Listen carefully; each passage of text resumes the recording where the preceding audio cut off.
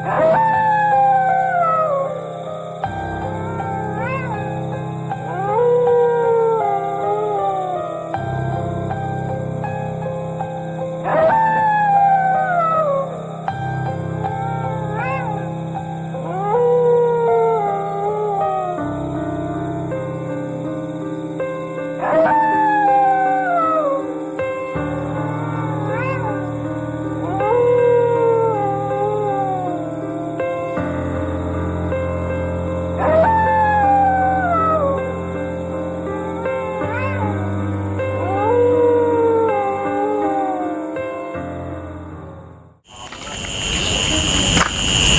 assalamualaikum warahmatullahi wabarakatuh. Selamat malam, selamat berjumpa kembali di channel Mas Kendar Official. Pada malam hari ini acara Maulid Nabi besar Muhammad SAW yang bertempat di Padepokan Mas Kendar Official. Alhamdulillah, sekarang saya mau melanjutkan menuju kepada Padepokan. Alhamdulillah di situ banyak rekan-rekan kita, tamu yang dari Anjatan atau dari Indramayu itu alhamdulillah sudah datang. Mari kita lanjutkan saja perjalanannya menuju ke Padepokan Mas Kendar Official. Assalamualaikum dulur. Sehat.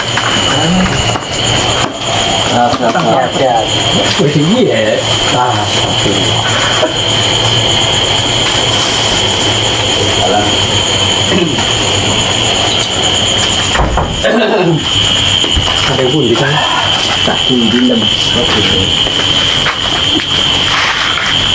Alhamdulillah, meskipun suasana sepi, maklum nampaknya juga malam.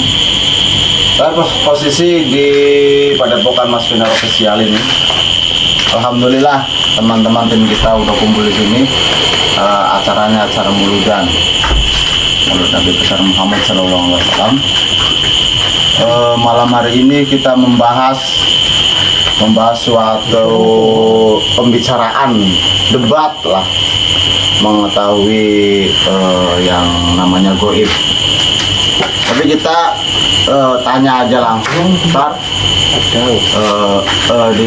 itu kepada praktisi kita. Alhamdulillah yang sekarang dia udah hadir, tapi belum menampakkan dirinya karena dia lagi menyiapkan untuk pembahasan pada malam hari ini. Ini tamu kita dari Anjatan, daerah Anjatan ini, dari Anjatan semua ini. Alhamdulillah pada sehat tim-tim kita. Yang di situ satu dari Kalen Sari itu. Alhamdulillah itu yang pakai apa itu ya? Perundungan sarung itu, tahu orang mana mah? Nggak dikenal. Tapi untuk kata selanjutnya kita langsung aja ke acara inti untuk membahas acara ya Maulid Nabi besar Muhammad SAW ini. Kita nunggu aja praktisi kitanya lagi siap-siap. Sebentar lagi dia mau datang. Ini hasil dari ajatannya Mas semua ya? Iya. Alhamdulillah kita bisa ketemu lagi di daerah Sukaresmi nih Mas. Sukaresmi Kecamatan Tompreng, Kabupaten Subang.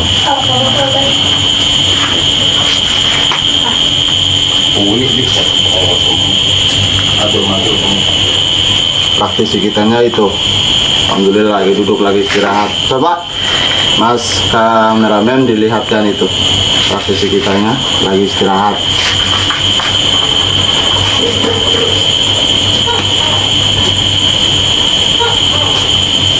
Malamnya terlalu malam ini, jam 12 malam ini, lebih mau jam 1.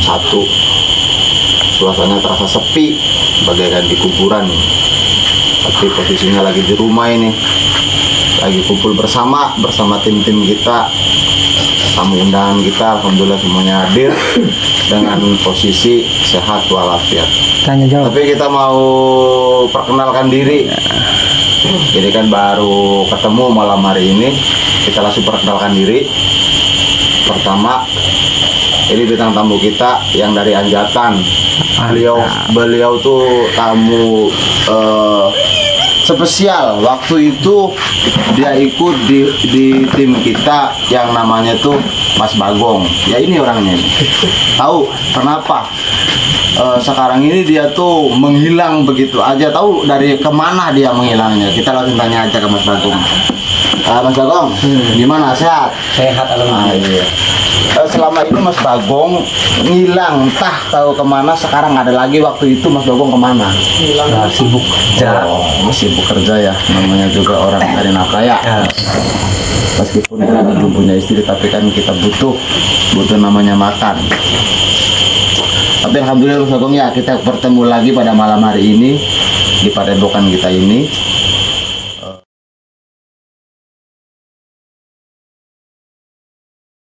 Untuk indahnya gitu Mas ya, kalau kita belum sholawat, lebih indahnya lagi kalau kita sholawat Mas bersama.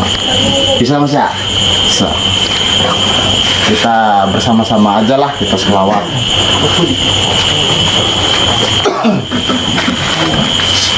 Bismillah. Allahumma salli ala Muhammad ya Rabbi salli alaihi wa sallim. Allahumma salli ala Muhammad ya Rabbi salli alaihi wa sallim. Rabbi warfa'na bi barakati wa binal husna bi hurmati. Rabbi warfa'na bi barakati wa binal husna bi hurmati. Allahumma salli ala Muhammad ya Rabbi sholli alaihi wa sallim. Allahumma sholli ala Muhammad ya Rabbi sholli alaihi wa sallim. Rabbi farfa'na bi barakati wa zinal husna bi hurmati. Rabbi farfa'na bi barakati wa zinal husna bi hurmati. Allahumma sholli ala Muhammad ya Rabbi sholli alaihi wa sallim. Allahumma sholli ala Muhammad ya Rabbi sholli alaihi wa sallim. Rabbi warfa'na bi barakati wa zinal husna bi hurmati. Rabbi warfa'na bi barakati wa zinal husna bi hurmati. Allahumma salli ala Muhammad ya Rabbi sholli alaihi wa وسلم اللهم صل على محمد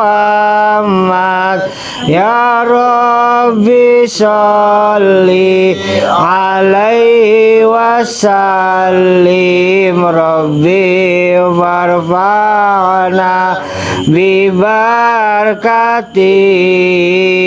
ودينا الحسنى بحرمتهم ربي وارفعنا ببركاتهم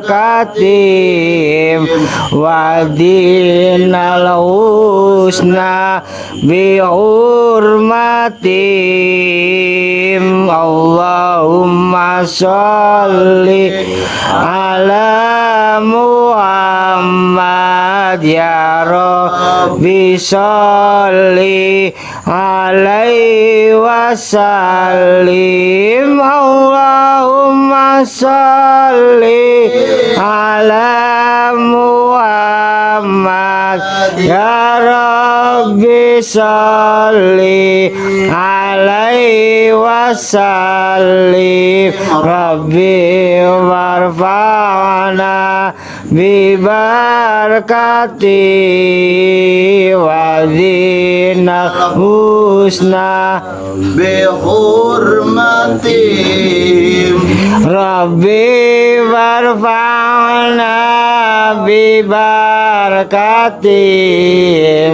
ودينا الحسنى بحرمتهم.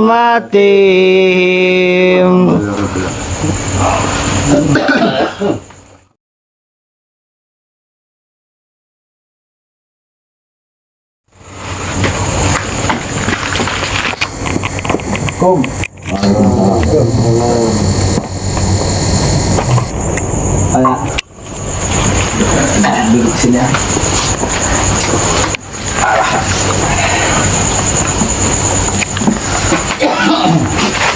Sehat kabarnya? Alhamdulillah.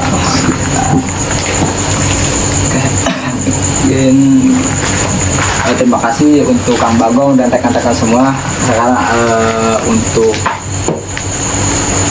sudah hadir di acara Maulid Nabi besar Nabi kita Nabi Muhammad SAW, di mana kita sudah diberi kenikmatan, diberi kesehatan oleh Sang Maha Kuasa dan Sang Maha Minal Gaib. Intinya semoga kita dipanjangkan umurnya, disehatkan selalu, dipermudah rezekinya. Amin. Untuk dalam hal apapun itu. Sebelumnya saya sudah pernah ketemu sama Kang Bagong. Beliau ini dulu pernah saya ajak penelusuran ya. Iya. Itu waktu di daerah Ajatan mana sih? Langganan lama. Ya itu di Rawa ya, kalau nggak salah di Rawa itu dapat apa kemarin? Keris sama mustika. Nah, tapi keris nggak disut ya berarti. Itu ada beberapa gejala yang harus saya hadapi. Namun untuk mustika itu saya dapat kecubung ya. Itu di samping sholat ya. Jadi yang nangkapnya juga Kang Bagong. Untuk Kang Wira juga sama. Itu juga saya waktu dulu penelusuran sama beliau ini saya tertawa terbahak-bahak karena baru pertama ketemu langsung diajak penelusuran ya, baru aja kenal langsung. Oke, terima kasih untuk teman-teman semua, khususnya Kang Wahid, host andalan aksi Raden Mas, ya sudah selalu menemani saya dalam keadaan apapun, entah itu penelusuran, entah itu tempat-tempat yang serem, entah tempat-tempat yang kocak, susah senang ya begitulah. Di tempat-tempat akan nggak ada yang senang, semuanya susah. Semuanya tempat-tempat akan itu susah, dan insya Allah kita akan menampilkan yang terbaik. Kita akan coba berusaha. Tugas saya sih tugas saya ini sebenarnya bukan hanya penarikan, yaitu di dalam pengobatan juga sama. Intinya tugas saya masih banyak, dan saya juga bukan orang yang benar, bukan orang yang sakti. Saya hanya hanya manusia biasa yang penuh dengan dosa.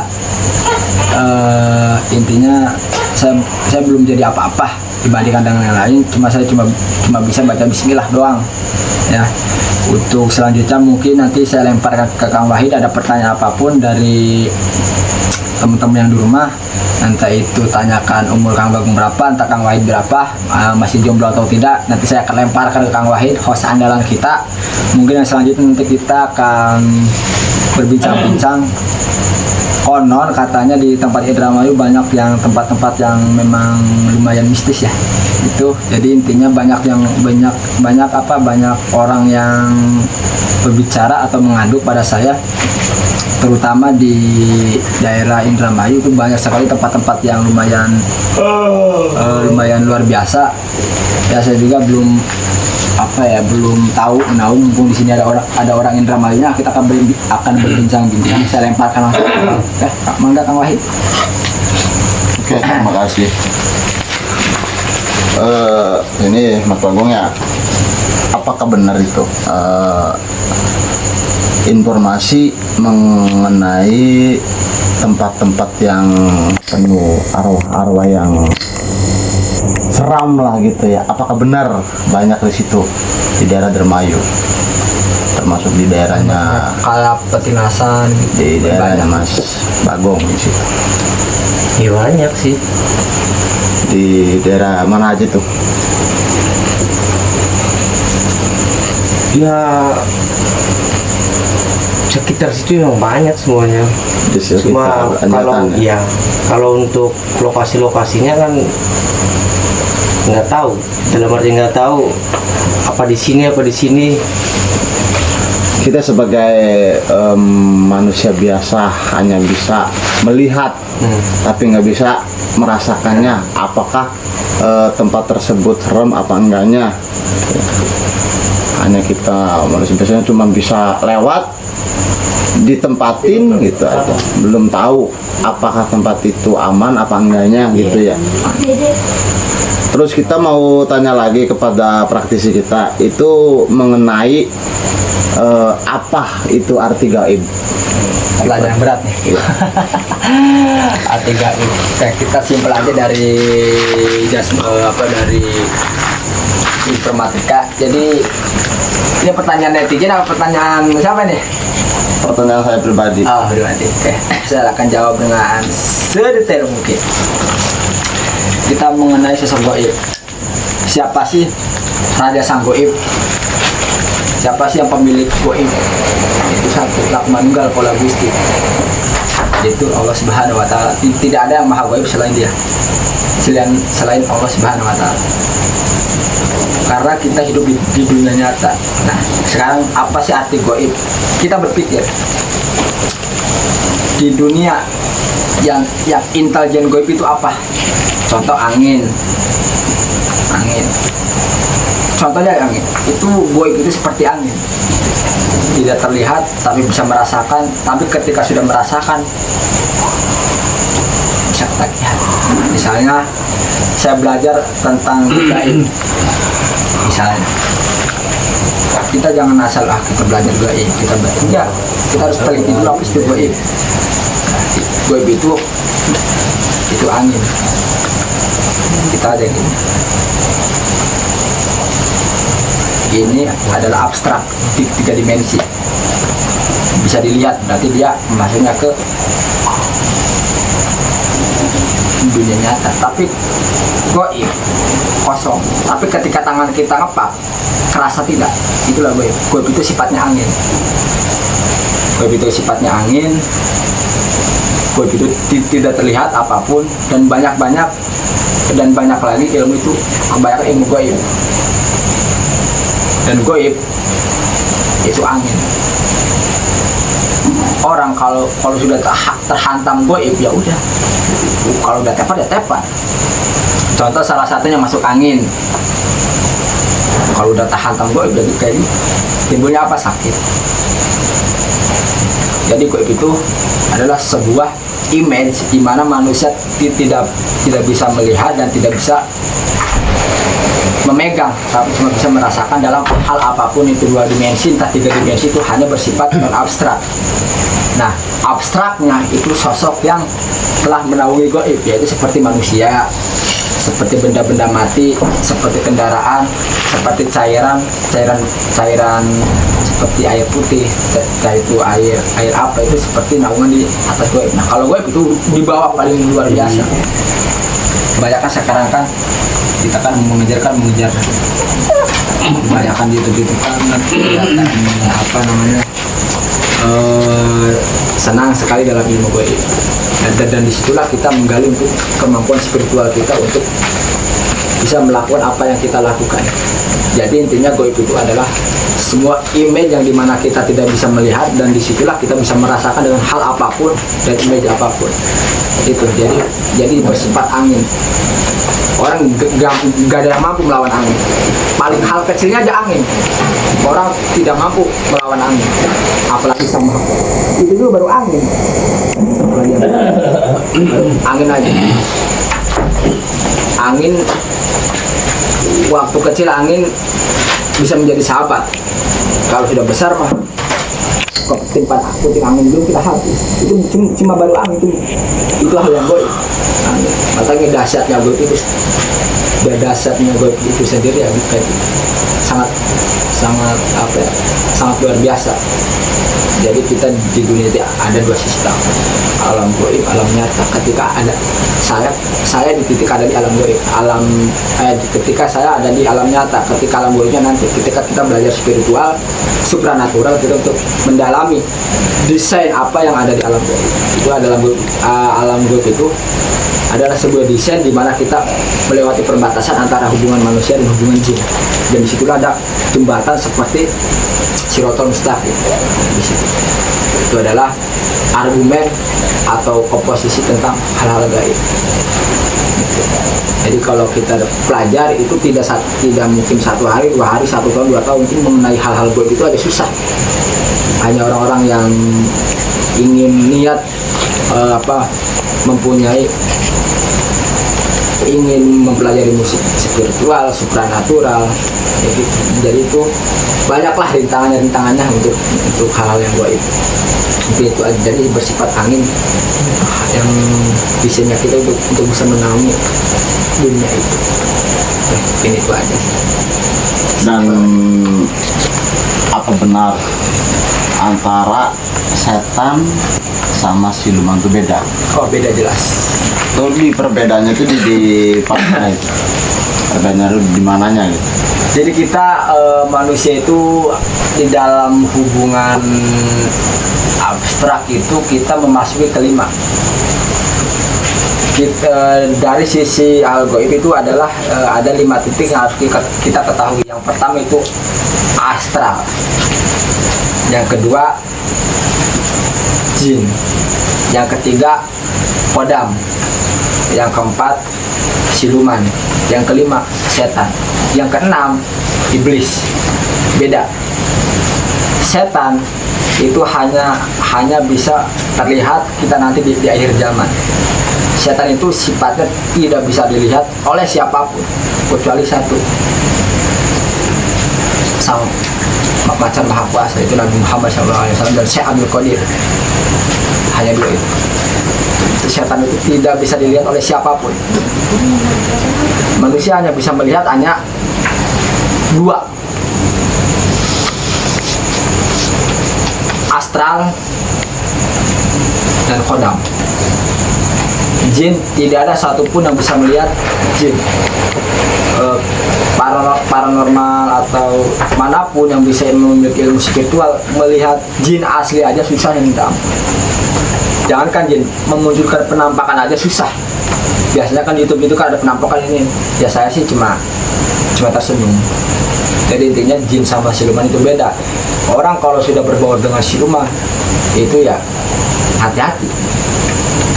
Tapi orang ketika sudah berbaur dengan setan itu kita memasuki ke dunia akhlak, di mana akhlak kita sudah kontaminasi oleh bahasa setan. Bahasa siluman tidak bisa mengkontaminasi pikiran kita, tapi hanya bisa menyesatkan apa yang kita dilakukan di dunia. Tapi kalau setan itu bisa mengkontaminasikan pikiran kita menjadi hal-hal yang buruk, menjadi ucapan-ucapan yang buruk, menjadi hal-hal yang negatif. Contohnya banyak sekarang orang-orang yang pikirannya hanya bisa minuman keras, itu terkontaminasi oleh bahasa setan, bukan bahasa siluman. Bahasa siluman itu dia bermain di bidang usaha, dia bermain di bidang spiritual, dia bermain di bidang supranatural, dia bermain di bidang kehidupan. Kalau setan dia bermain di bidang akhlak, tata bahasa, tata ucap, tata pikiran. Jadi ada dua sistem. Kita bandingkan apa sih intinya. Siluman ini 2 dimensi, tapi kalau setan itu 3 dimensi. Kok kenapa 3 dimensi? Karena dia lebih tinggi tingkatannya dibanding siluman itu. Dan yang paling gampang kita mengetahui seperti yang di mana-mana ada kuntilanak, ada pocong, ada gendut, itu masuknya ke dalam abstrak, yaitu astral. Astral itu di kata Latin itu adalah abstrak. Abstrak di mana itu bisa membuyarkan sosok apapun, tidak bisa mengubah apapun yang dia inginkan kecuali dia yang mau. Itu astral, itu sifatnya abstrak karena bisa dilihat oleh siapapun, tapi setiap detik, setiap jam, setiap waktu dia hanya berubah. Minimal itu 1000 perubahan, itu satu astral. Di sini kan ada beberapa astral, itu bisa namanya juga masuk makhluk astral, ya bisa menyerupai apa yang dia inginkan. Kecuali dia kodam bisa membantu manusia dalam bidang apapun, tapi bukan membantu dalam memberi, tapi mengasih saran, mengasih wejangan bahwa ada hal-hal apapun yang di dalam dunia harus dijalani, seperti sholat, tahajud, dan sunnah-sunnah Nabi Muhammad. Itu gimana kitanya. Dan yang terakhir itu iblis itu nanti kita bertemunya di tempat yang begitu ganas, di mana tempat yaitu yaitu tempatnya di neraka. Itu baru bahasa iblis aslinya yang menyiksa kita nanti. Itu walau alam. Ya, intinya kita hanya bisa berdoa semoga apa yang kita lakukan hari ini, apa yang kita dilakukan esok hari, semoga bermanfaat bagi manusia yang lain. Semoga kita dapat syafaat Nabi Muhammad SAW. Jadi perbedaannya sangat tipis antara tidak bisa dilihat dan bisa dilihat, atau ilmunya bisa tinggi atau ilmunya bisa rendah. Jadi yang paling luar biasa itu iblis tingkatan dajjal. Setan tingkatan korin, tapi kodam tingkatan siluman tingkatan astral tingkatan rendah. Itu menjadi derajat yang paling mulia adalah derajat manusia. Tidak ada derajat yang lain bisa melebihi derajatnya manusia. Semuanya di bawah manusia derajatnya. Oke, cukup sekian saja Mas, karena waktunya sekarang sudah malam. Tentunya teman-teman kita butuh istirahat.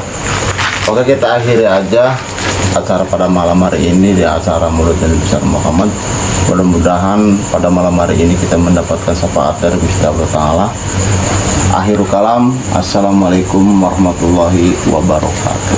Waalaikumsalam.